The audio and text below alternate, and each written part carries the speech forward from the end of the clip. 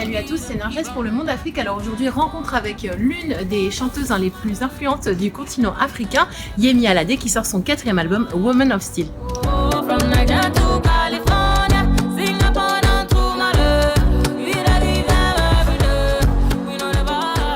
Hello Yemi.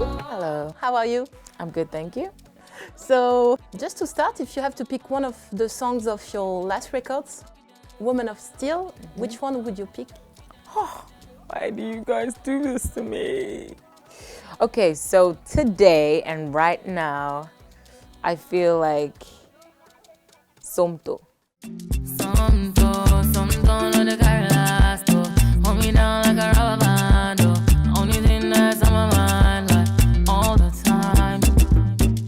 Your mama born you well, oh.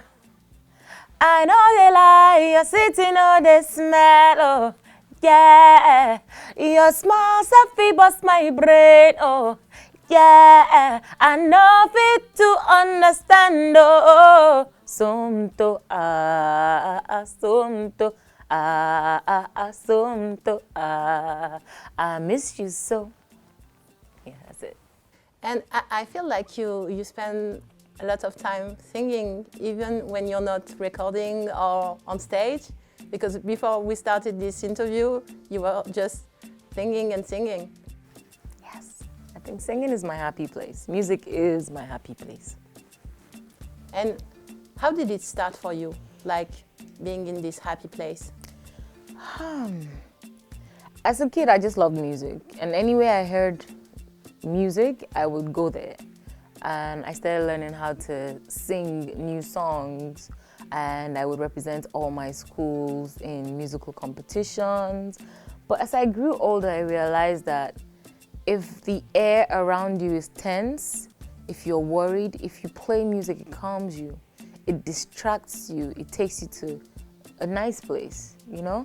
And it became like therapy. I feel like everybody uses music for therapy, and music is such a happy place. And could we say that in a way, by singing, you became like a woman of steel, Yemi? Of course. Music led me to become the woman of steel that I am today. Through music, I've been able to face a lot of challenges head on. I've been able to surpass my wildest imaginations. Through music, I've been able to do a lot. See me wine, see me dip below, see me dance to reggae and calypso. Follow me, one day you will enjoy. And how did you choose this title for this fourth record? Well, so like growing up as a kid, we all had superheroes. Batman, Superman, Supergirl, Catwoman. You know? And then, as an adult now, obviously, I know that they weren't really my heroes. I'd been saving myself from all the trouble that I'd been in, and I decided to name my superhero Woman of Steel. Everybody has a superhero. You are your superhero, you know? So.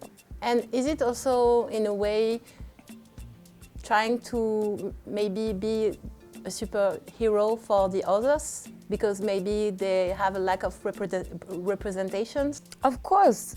Woman of Steel, call on me. Ta-da! I'll be there.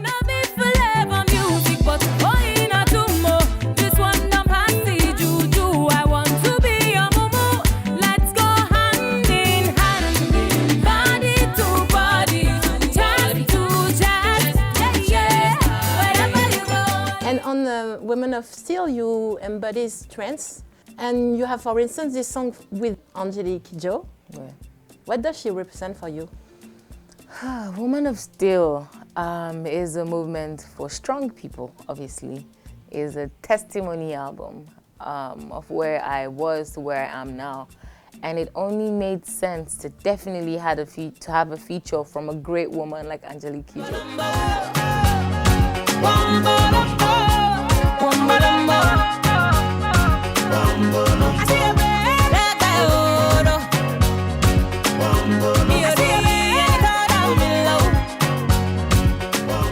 Like my music mommy. I love her, I respect her, I look up to her. She's such an inspiration. And doing this collaboration with her is like a dream come true. And I do hope and I know that more songs will be coming out from both of us. This is literally like a remake of Wombolombo, you know, and it was her that requested this, and I'm so honored to have fulfilled it.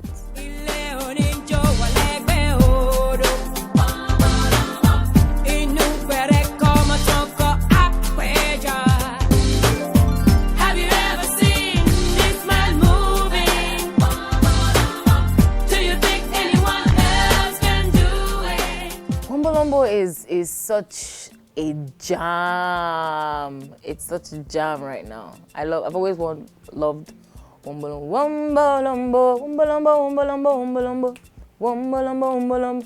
Hey, hey. She has so much energy. Always loved that one. And there's Agogo, Agogo, Agogo, Agogo, Agogo, Agogo, Agogo, Agogo. It's so wow. And speaking about strong woman, you also have 2 features this year on the record of another strong singer, Beyonce, on the Lion King's album. How did it happen?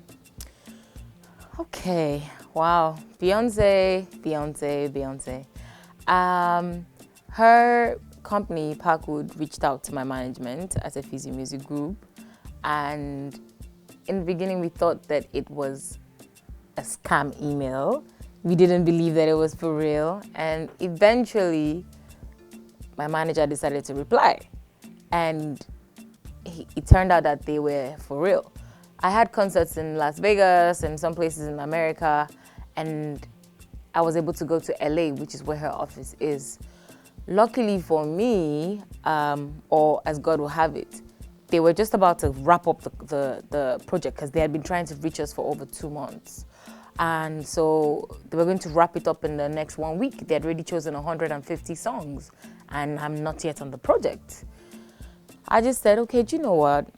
I'll do it. And even if I don't get on the album, I'll know I did my best, because I walked in there and every corner of the office had African, you know, detailing.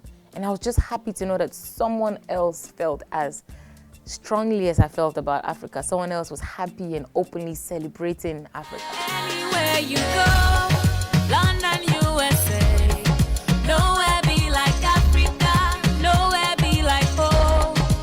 Anywhere you go, New York, Chicago, nowhere be like Africa, nowhere be like home. Biko eru ya wayo, wayaka, karibu kiti.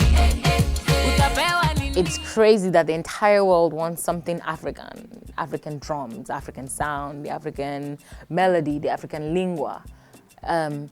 It's a beautiful thing, you know, because there was a time that everything African was looked at as mediocre or inferior or illegitimate or illegal, you know, but now people are more proud to be African, to proudly say where they are from, their heritage.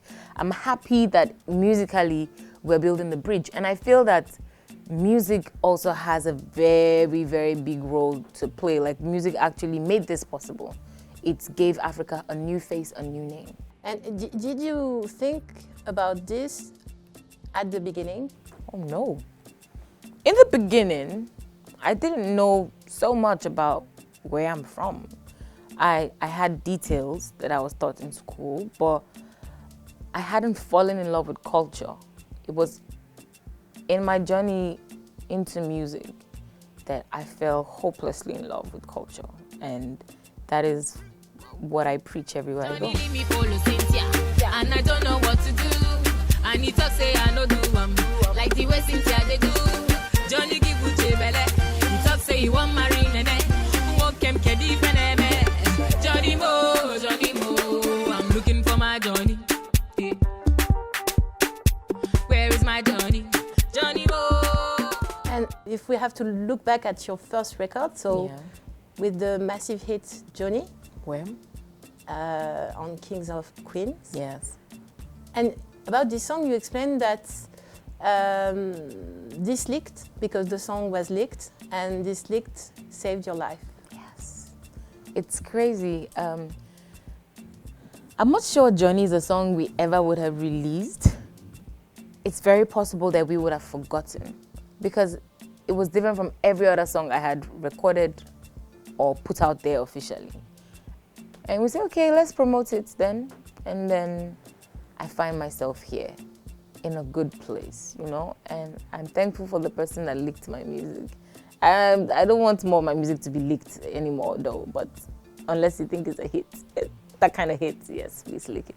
And Today Journey is the most watched music video by a Nigerian woman artist. Yes, it has over 100 million views and my YouTube page has over 1 million subscribers. I think we're barely up to 5 in Africa that have reached that mark. And today you're also known as Mama Africa for the name of your second album. And on this record you have a song, Do As I Do, with the king of coupé décalé, Arafat DJ, who passed away this summer.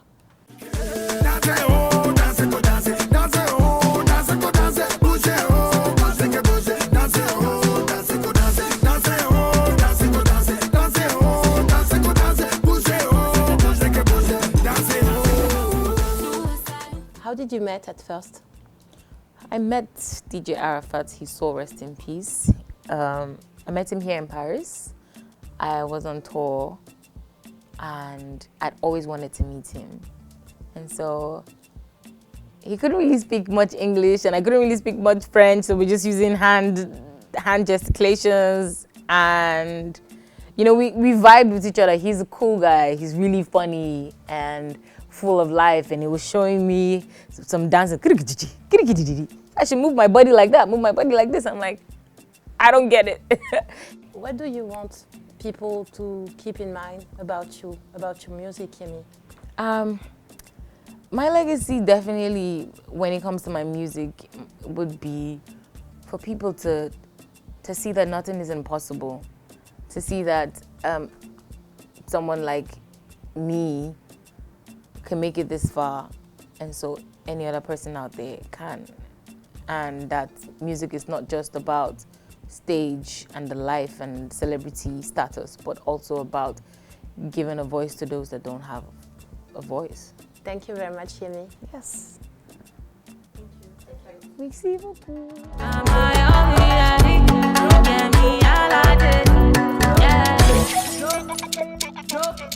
Busy, busy, one,